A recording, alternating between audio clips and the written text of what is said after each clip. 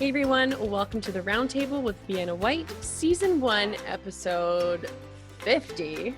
I'm your host, Millie Rouge, from Edmonton, Alberta, Canada. This Roundtable is a YEG Music production. Thank you all for tuning into the show this afternoon. I would like to introduce you to all of our guests we have on. To begin, we have Roy Bars from San Diego, California. We have my co-host today, Marissa K. from Edmonton, Alberta, also from the band Vienna Whyte. So welcome everybody. Thank you for coming on today. Really lucky to have you guys on here. Now my very first question, it's a very intense question. My question is, how was your day today? Today. Very intense. That was, it's kind of intense, you know, been a long day. Well, so far I woke up, I had a little breakfast, some exercise, and just go through some music stuff before starting the interview. That's awesome. And what time is it? Are you, is it 10 o'clock? Yeah, 10:30 kind of, I think we were 1 hour behind you. Yeah, you have got a lot done before 10:30. That's very impressive. I'm like, wow, I'm lazy. It's kind of, I mean, I try to wake up early and do something because I feel that if not, my day, I don't know, I feel like I'm wasting my day, but it wasn't always like that. I started that like not so long ago because I wanted to, I don't know, I didn't feel that comfortable waking up a little bit that late, but yeah. No, I feel that. Marissa, how's your day kind of been so far? Well, I had a lovely conversation with you this morning about an album. We reviewed an album this morning, which was super fun. But yeah, my day's been great. I mean, the most time I have in the mornings is just to get my makeup done. So I haven't even had breakfast yet. It's like almost noon and I haven't had breakfast yet. So that's a telling sign of what I do with my day. But yeah, I'm planning, right after this, I have to work. I have to teach after this. So I'll be doing that. And then I'm going to try to get outside for a bike ride today because it's so nice outside. And we have to take advantage of the beautiful weather that we have here when it's very few and far in between. Yes, here in Edmonton, Alberta, we have summer for about 2 months, maybe, if we're lucky. And then the rest of the year is just cold. Fall to winter, and then very, very, very cold. Yeah. Like me and Millie were talking about how we wanted to like live in California for a little bit. We're like, oh, wouldn't that be nice? Just like it being beautiful. Depending on the weather you like. I mean, I love cold, to be honest. I like cold weather. But right now, lately, it's been really crazy here in California. One day is super cold, one day is super hot. Like today, it is really cloudy. Yesterday, I was dying of heat. From the heat. Sorry, my English could be a little bit sloppy sometimes. I'm still like learning it. Oh, but, no, that's okay.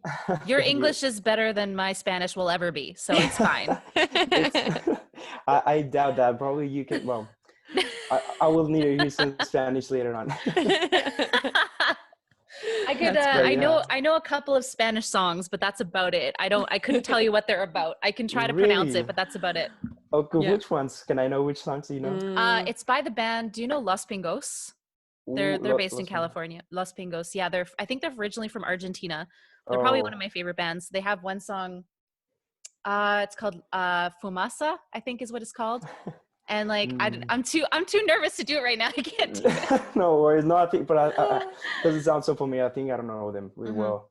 Yeah, and we learned they're pretty great. Marissa and I went to the same jazz college, and we learned a few Spanish songs as well too, in that kind of genre of music. I guess it's more bossa. Oh, definitely more bossa for sure. For sure. Yeah. Well, beautiful. Great to hear everyone's having a good day so far. I want to quickly just chat about your musical journeys and kind of how you got to where you are today. So Roy, I want to start with you, and I want to hear, because this is our first time meeting you, so I want to hear more about kind of how you got into music, where you are now, kind of how it all started. Okay, well, it all started because of my dad. I will say, I believe because he's a musician. And I grew up with a family of musicians. My brother is also a musician, my sister. And my sister and my dad were in the same band. We used to live in Guadalajara.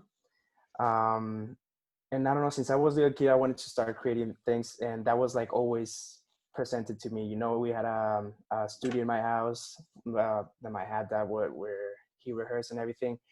And I tried it out and I liked it a lot. So I just started getting together with my friends, and we started jamming more in my house. Since we had the studio in my house, we it was easy for us to get together, do some like parties or whatever, and just jam over there.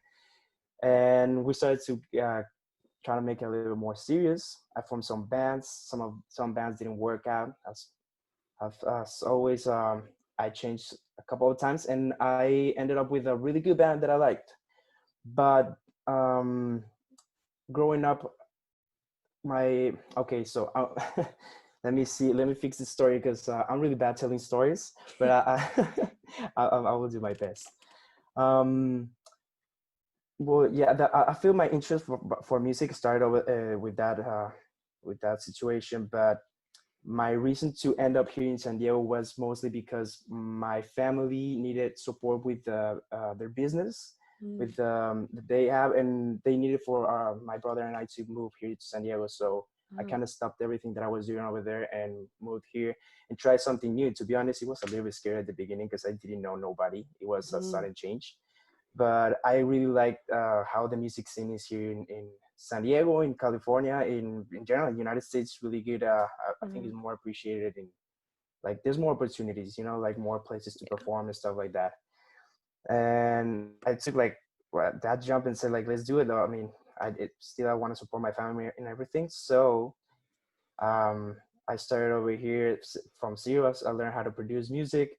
I learned how to sing when I was over there in Guadalajara, and everything started to fall into place. I met some great people over here. I performed around many bars and venues and open mics, and start releasing more music and build up a really good, I don't know, like a good source, social network with people around here. That's awesome. That's a really cool story. Oh, I'm thank you. curious to know where were you born? Sorry. Where I was born in actually here in San Diego. Oh, okay. So yeah, Awesome. and we used to come. Okay, so a little bit of background. All my family was born here. My dad and my mom, they used to live here before my brother and my sister were born also. And as soon as I was the youngest one, they decided to go back to Guadalajara. So I kind of Okay. spent like 1 year of my life here and then went back over there. But we started coming back and forth because we have some family over here and Okay. kind of knew around. But not compared to moving to like when I moved, it was like real. Yeah, But yeah. absolutely. Very cool. Well, thank you for sharing. I love to hear more about that. Now, Marissa, I know, you've been on the show a few times, but can you, just for Roy's sake as well, too, can you kind of tell us more about your band that you're in? Yes. Well, it's this band called Vienna Whyte. I don't know if you guys have ever heard of it before. I don't think I've talked about it enough, but yes, I'm in the band Vienna Whyte with you. And we created this band back in December of 2019. I was going to say 2019. But we've been working together for a lot longer than that. When we started streaming together on Twitch, and we're friends, and we went to school together, and we kind of just knew each other. Yeah, and then we started this band because we're like, hey, we're both trying to do our solo careers. We're like, why don't we join forces? And we're like, yeah. So that's been working pretty good. And yeah, that's basically my story. It's very short right now. It's a good story. No, that's amazing. Thank you for sharing. It's good to kind of, hear more. And you never know, there might be someone who's watching this video that's brand new to the channel, so they might not actually know a whole lot about you. So it's good to kind of reshare. So today I want to jump into our topic of the day. So every day we choose a new topic to chat about. And this just kind of, what I try and do is I try and find on social media kind of a common theme between the artists that I'm interviewing. So today I actually want to talk about vocal tone. So it's kind of seems like a random topic, but our topic is actually finding your voice. So I guess this would kind of be like finding your vocal tone, if you will. Okay. So I want to know, how would you describe your vocal tone? So Marissa, can you actually start this one off and just tell us how you describe your personal vocal tone? Yeah, for sure. I know because a lot of my singing kind of came from more of a classical background, because that's kind of where I started with voice lessons, was in classical lessons. So my training is very, I guess, it's very classical in its origin. Okay. But in terms of my vocal tone, I've been trying to change it up every now and then of just trying to experiment with different things. And if I had to describe mine, I would say it's very, I try to think of my tone as crystal clear if I can. It's been described that way before by certain vocal teachers. They tell me my tone is crystal clear. I tend to, I mean, I vary it up depending on what kind of genre I'm singing. But yeah, for the most part, I like to think of my voice as a very musical theater-y type voice sometimes. Nice. Yeah, so that's kind of where I would hope that it sits. You know, I've always wanted the Ariel voice, so that's the tone I'm going for, is the Ariel voice. You've is always what I wanted try. to be a Disney princess. I have always wanted to be, and I hope I'm on my way there, trying. Very nice. If you ever, I'm curious to know, if you ever got a job, if you ever got a job offer at Disneyland, would you take it? I actually Ooh. was so close to writing, like to actually sending in a resume. Oh, really? I got like an application. I knew this woman who worked in Disney, like through my parents. I'd been there a couple times with like dancing. And we did this thing called Dance the Magic in Disneyland in California and Anaheim. And I'd been there like many times before, and I knew the organizer through my parents. And you know, they had these, they had those sheets that you could like sign up and go to work for Disney. And I almost sent it in. I didn't, but I don't know why I don't know why I didn't, but They have a really good musician, Disney. I'm impressed how it just looks like so much perfect. fun. But I was like, I don't want the magic to be ruined for me. True. That's very you true. think they were gonna like put your work a lot, and then we're gonna lose the love for Disney. Yeah. Absolutely. I honestly, I kind of agree with that. I think it would kind of lose its touch a little bit, because every day singing the same songs and seeing kids being so annoying and screaming and crying, I'd be like, I hate Disney. I hate it all. And I feel like the rehearsals might be a little bit like, I don't know, intense, you know, to make the it all costumes, and you'd be really sweaty all day. Oh, 100%. To be honest though, it was pretty cool to see to see all the behind the scenes stuff and the rehearsal stuff. Like it was funny. Anytime, I don't know if I should be saying this, but I'm going to say it anyway. When we went behind the scenes, any character that we passed by, as soon as they saw us, they snapped back into character. It was insane. Yeah, it was so they cool. Have to, so professional, huh? Oh yeah, very professional. That's awesome. Now, Roy, I was actually looking at your Instagram a few days ago, and I actually turned to my partner when I was listening to your videos and your music, because I literally looked at him and said, I have never heard anyone like this before. Really? I have never heard anyone that sounds like him, which is rare, because a lot of people do actually sound quite literally the same. Yeah. So can you kind of describe your vocal tone and what you think you sound like, or what other people have said that you sound like?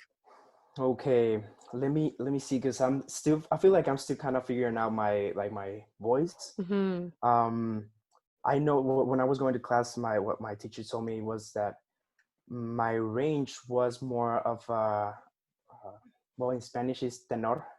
Tenor, yeah. Tenor. Yep. Oh, it's the same. Yep. Okay. I think it's tenor, right? Yeah. Yep. But I feel like I'm between that and a little bit lower, like baritone. But I don't know, my voice, I do, when I hear, every time I record, sing myself singing or whatever, and I hear myself, since it is my voice, I always hear like different, you know, like, okay, I know this. So I need somebody else's suggestion. But yeah, I will say like tenor will be a little bit more, because one of my big inspiration for to start singing was Jared Leto. 30 Seconds to Mars, so I was like, okay, I want to sing like that guy. That's awesome. But 30 Seconds to Mars, yes. that was like the beginning, also that big inspiration, you know. But his I don't know, his vocals were really high. I try to reach his high notes, but probably it doesn't reach that high, so I just stick with what I have right now. And I started really young, you know. As a young kid, I have a really like more sharp tone, but right now it's starting to get a little more lower. So I don't know if I answered correctly. Yeah, no, that's Yeah. awesome. That's really informative. I think especially with your inspiration, I could definitely see listening to your videos kind of how you've been inspired by that. Yeah. So yeah, this actually ties into our next question perfectly. So I guess Roy kind of already answered it. So he kind of said, unless you have any other ones you can think of, Roy, but I'm curious to know what other artists do you think inspired your tone of voice when you sing? Because Mm, I know for myself, when I was growing up, I listened to a lot of strangely enough country. So I listened to a lot of Shania Twain, Taylor Swift when she was country. I listened to a lot of singer songwriters. So I have this very, very soft tone. okay. Marissa, what were some artists that inspired you to kind of maybe do you think get to your vocal tone you are now? I would definitely say Mm, Disney for you. You had a lot of inspiration, but anybody yes. else that you can Yeah. think of? Well, yeah, it was, I mean, like obviously the singers, like, the Disney singers, Jodie Benson, Lea Salonga, Mm-hmm. um, those two, just very specifically, just, I really enjoyed, their sound that they created with their voice. Like I talked about before, that crystal clear tone. Like if you Yeah. listen to Lea Salonga's voice, she's the voice of Jasmine and the voice of Mulan, or the singing voice. So when you listen to her, she's got this gorgeous tone, and Mm-hmm. I've been like reaching for that my entire life. I'm still working towards it. um but another a huge influence, surprise surprise, is Sara Bareilles.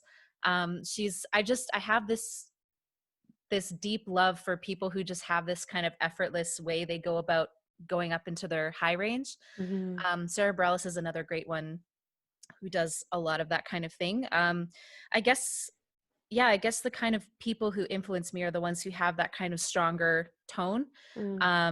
Like Beyonce is another great one. Like I Oh. wish I could sing like Beyonce. I think we all I wish think we we could all sing do. like Yeah. Beyonce. I know. Even Roy's like, yeah, I want to Yeah. sing like her. I want that vocals, those I vocals. know, like she's absolutely incredible. Mm-hmm. And people like Celine Dion is also another great, um, fantastic singer, and I listen to a lot of her. Like I listened to the Titanic soundtrack a lot when I was a kid. Like I was trying so hard to be Celine Dion. Um, but yeah, just mostly singers with that kind of that powerful tone, but they can also really navigate it very well. And um, those are the ones that come to my head just off the top of my Mm-hmm. head, I'd say. Yeah. Absolutely. I love that. And I totally see those inspirations in your voice even today. I can Yeah, no, totally I can see how. tell. I can tell Yeah. your vocal sounds like that. Those type of that style of vocals. Mm-hmm. Absolutely. So I want you guys to kind of walk me through any challenges that you've had with your voice when you were learning to sing. I think a lot of people think that when you first start singing, it's like an instant gratification, instantly you're good, which is not true. No. So walk us through kind of how you got through those challenges and those barricades.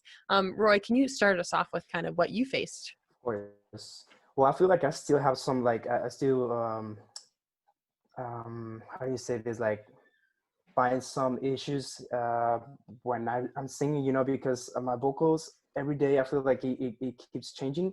Mm-hmm. Not extremely. So I learned how to sing when I was like 15, 16 years. And the thing that my teacher taught me was how to remove everything from the vocals, because it's not like teach you how to sing like you need to add something to your vocals. It Mm-hmm. is more like removing all the issues from your vocals, removing everything that gets in the way, because it is, Mm. well, singing will be just like getting your vocals from the stomach. So some of the issues I had was not like recognizing what exactly to do on my throat, or Yeah. not using the right strength in my stomach to get those high notes, or Mm-hmm. in like breathe small breathings before, like in between words, to Yes. Mhm. Yeah. maintain those long notes and stuff like that. Mm. So today I feel like my biggest challenge will be like um okay, sorry, let me get this right That's answer. okay. Just like doing the same thing every day, because I feel like every day Mm. my vocals, since I feel a little bit different, how I feel my vocals every day. I Mm-hmm. just need to remember what I did every time, so I can still do that. Oh, damn, sorry. um, just getting out the vocals without getting anything interfering on Right. Mhm. And it sounds like, yeah, like what you're kind of mentioning was like a lot of consistency, like just Yeah. keeping up with the same things daily to kind of help Exactly. improve. Because I think definitely Thank you. Yeah. what you're saying, no Yeah. worries. Yeah. I Yeah. think what you're Thank saying you. is important because a lot of people, they'll just practice for like a one day a week and they'll be like, that's good. And it's like, Yeah. no, this is supposed to be like a daily thing for you if you are Oh, singing yeah. that much, right? Yeah. Because you're supposed, that's the only way you're going to learn. It's just like with sports. It's just like with anything else. We're the same thing, Practice. right? Yeah. Practice. So, Practice. Well, Yeah. and the thing that's interesting about that is like a lot of people equate with how good their voice is with like their personality and how good of a person they are sometimes. Like mm, they think if my voice sounds bad, that means I'm bad. And they put so much emphasis on, oh, I didn't get it right away, that means I'm bad. And Yeah. it takes a toll on your own look on who you are. Yeah. And it breaks my heart when people think that way, because it's a lot of people don't realize that the voice is just another instrument. It's not anything to do with you as a person. It's not anything to do with like your body. It's just something, it's a muscle that you have to keep working. to And train, just like yeah. anything, like we talked about this before, of like lifting weights in the gym, you don't start with benching 220, you start with a Yeah. little Yeah. 5-pound weight, you know? Yeah, yeah. Definitely, you gotta start from the what you can do it at the beginning easier. And to add what I Mhm. was saying, I feel like the main thing will be like I think I get too much in my head, when I'm trying to Yep. before getting to that note that I might be a little bit afraid of. I get too much, and unconsciously the muscles of everything on my throat, Tense, yeah. yeah, they Mhm. do like whatever I don't want Mhm. to I want it to do. Yeah. Yeah, I definitely used to be one of those people where I would reach for notes with my throat. I would yeah, reach for it with my chin. Like you're going higher, like, ah. You try to I do it know that way. that happens. Oh, it's too But how do you funny. fix that? When you feel like doing that? What do you gotta do to like just Mhm. relax it? I don't Yeah, know. well, that's the hard part too, is like I think I would say at least 70% of my students, my voice students, always ask me, they're like, how can I sing louder, higher? And I'm like, well, you have to do a lot of relaxing. And it's like, Yeah. because people think that when I go higher, that means I got to try harder and I got to tense up. But Push like more. Yeah. if you tense up, it's going to sound tense. Like Yeah. it's the whole thing of, we did a workshop back in, when I was in school, we did a workshop about it where there, I think he called it vocal yoga, where there was just a lot of breathing and a lot of, all this stuff. And so he did this thing where you had to try to pick up a heavy object or try to sit up. And he said, take a breath when you do it. So, you take a breath, and people on a lot of the time they go, and they do Oh, okay. that. And he said, now try it again, but this time try to blow all the air out. So you do it again, you go, that kind of thing. And so he said, when you make that sound, that's the tense, or the Okay. tension that people are feeling. Yeah. So oftentimes when I'm trying to get my students to sing higher, I'm like, do you have something heavy in your room that you can lift? And they're like, what? And I'm like, just lift it while you go to sing that high note in Defying Gravity. They're like, okay. And then they do it. They're like, whoa, that's That really worked. funny. I actually, that kind of reminded me of in my own vocal lessons when I was in school as well. What I was taught to do was, when I was getting to those high notes, when I'm standing, is to quite literally just bend my knees and to like flop my hands up, because a lot of it's just like letting your body just fall also with the note, so that you're not, again, like you said, you're not tensing up, you're just literally just dropping and like letting it go. So I think, yeah, like things like that, holding something Yeah. heavy or like just releasing your kind of body tension is super important, because Well, there's so many things to think about. Yeah, it's taking the attention away from here and putting it somewhere else. Like, Okay. Yeah. yeah. Yeah, absolutely. I love that. That's great advice. So I guess, well, this kind of really ties into what we were just talking about, but compared to when you first started singing to now, what have been some helpful voice techniques that have helped your voice kind of to mature or to grow along the way? Marissa, why don't you kind of start this one off and tell us? I guess one of the things that I worked on a lot was agility, and it's something that I'm still working on. Something that, again, like I teach voice, so I do this a lot with my students and myself, is, I'll be sitting there just going, da, da, da, da, and just like constantly doing that all the time. So agility has been one of the things that I've been working on, and just starting on things slow and then speeding it up and speeding it up and speeding it up, and constantly just continuing to practice. That's very specifically, that's one technique that I've been working on. But in general, like, you can always improve your voice no matter what no matter what level you're at. So, I mean, the fundamentals like breathing, making sure your vowels are a good shape to make sure the tone is you're getting the kind of tone that you want. And expanding your range too. Those are probably the things that I've been working on the most. Yeah, that's what I'd say. And just making sure I warm up too. That's That's a really thing. important too. I always took that for granted. I never warmed up before, but every time I started singing, my voice started to get some like raspy. Yeah. And yeah, they told me that it was really necessary. Absolutely. What are there any other techniques, Roy, that you kind of do before you play a show or before you do a performance? Are there any techniques that you kind of go through to help your voice? Before going to shows, I do like to vocalize a little bit, like not scream, but do those loud notes, opening throat, so it could get like used to it, because also the nerves, I feel like it kind of stress out my throat and not good. Right. Kind of close it up. Absolutely. Yeah. And I also, agree. I try to do a little bit like get hyped up. I'll probably just do some jumps Yeah. and stuff like that to get the adrenaline flowing up. And one thing that my dad always told me to practice and keep doing it, because I wasn't noticing that thing. It was to sustain the notes. I always like did the note and just let it drop at the end, and I didn't didn't pay attention to that very much. And when I saw my recording and everything, it kind of, I noticed that, and it sounded like it was sharp or something like that. So since, I don't know, I've been working on that so it could be a little more sharper, more solid, and definitely not getting tense. That's my biggest issue. So It's I so try to hard not to relax. get tense. Yeah. Yeah, it absolutely. is. I'm the type of person when I try to reach those high notes, I need to do it loud, But Oh yeah. I try not to scream, because it all goes down from there. Yeah.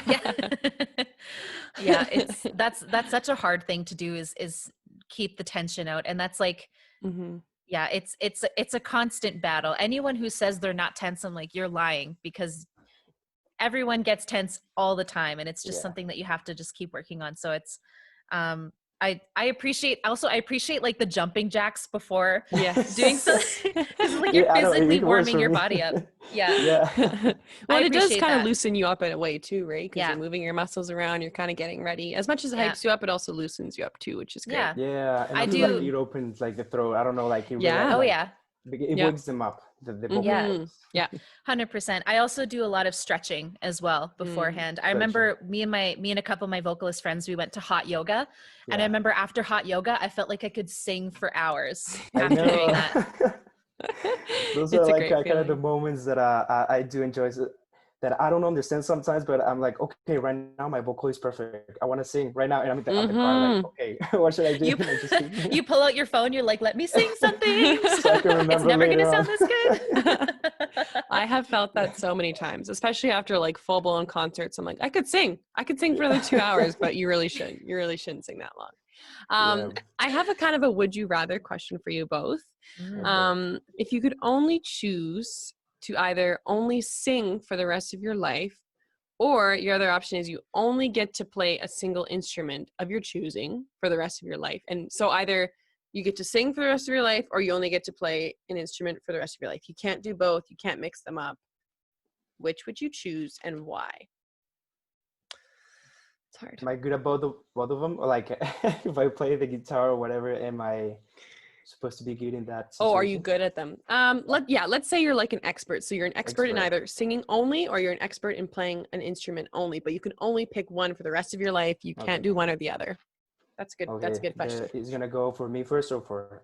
Let's do Roy. Marissa looks like she's having a life crisis. I'm having an issue here.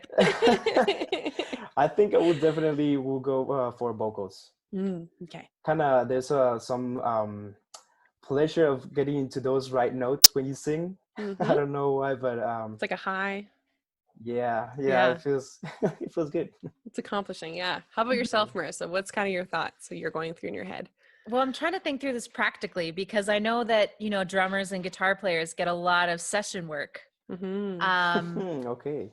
But for my own happiness, I'd have to choose singing as well, because I do it all the time. I want to sing all the time. Yeah. So I do it even when I'm just like making breakfast, I'll just be singing. So I was like, I can't not sing. I have to. Yeah. I know it's a hard question, but I think I'd agree with all of you too. I would choose the voice too, because it's just hard not to. Yeah. So I guess I have I have one more question here. What advice would you give to someone who is first starting out and they're trying to find their unique tone, or they're trying to really grow it and develop it? What advice would you give to them to kind of help with that? Let's start with Roy, and then we'll go to Marissa. Okay. I will recommend to them to try not to imitate other artists. Like, just try to find your own voice. Yeah. As well, don't get stressed out. If you feel any kind of stress, it's gonna sound bad. Like it's not the way it works. So getting that out of the way, don't smoke cigarettes. And Don't do it. yeah, no, I feel to be honest, when I was younger, I wanted to like start when I would go going to parties and stuff like that. I wanted to try that, but singing was the thing that made me stay away from it. Yeah, that's good. But yeah, I think that would be like the most important things. Absolutely. How about yourself, Marissa? What advice would you give to someone? Yeah, well, I mean, I agree with you, Roy, about everything that you just said. I think that's 100%. The other thing I would say is, while you're finding your voice, just try everything. I would say just, let your voice sit in the uncomfortable areas for a bit. People tend to shy away if they're like, my voice cracks in this area. I'm like, okay, then sing there a whole bunch until it doesn't crack. And I would say, don't be afraid of singing. Like, boys, don't be afraid of singing high. Girls, don't be afraid of singing low. Like, I think that exploring your range and exploring everything that your voice can do will help you in finding your voice and trying everything, trying different tones, trying different ranges, different styles. I think it's all useful and helpful in finding what your voice sounds like. Totally. Yeah. That's also great. Don't be afraid of doing loud notes, because I feel like some people get intimidated, and that's when your voice starts cracking. And as you say, just keep going. That's probably the best advice I agree with. Belting's hard. Belting's really hard. So yeah, that's a really good advice. Don't be afraid, because it's gonna sound like crap the first time, but you will get to Beyonce level soon enough. You will suck for a long time before you start not sucking. So just be prepared for that. Well, thank you so much for everyone for sharing. That was actually our last question of the day. We are out of time. If you guys are at home watching this roundtable with Vienna Whyte on YouTube, make sure to like, subscribe, and hit the bell button to be notified. We post 2 shows daily, Monday to Friday, and we also post podcasts as well. So search up the Vienna Whyte podcast on Spotify if you want to hear this conversation. So could I get you all to just once again say your stage name and where you want our audience to find you on social media? So Marissa, can you start it off? Yes, I'm Marissa Kay from the band Vienna Whyte, and you can find us at Vienna Whyte on Instagram. Fantastic. And Roy, can you sign yourself out? Of course, you can find me on Instagram as Roy Bars, Roy with an I, or Rodrigo Bars as well, and Spotify and all music platforms as well as Roy Bars with an I. Right. Perfect. And thank you very much, Millie and Marissa, for having me over here. Yeah, absolutely. It was great to meet you, Roy. I hope everyone has a great and lovely day, and we will chat soon. Bye-bye. Bye.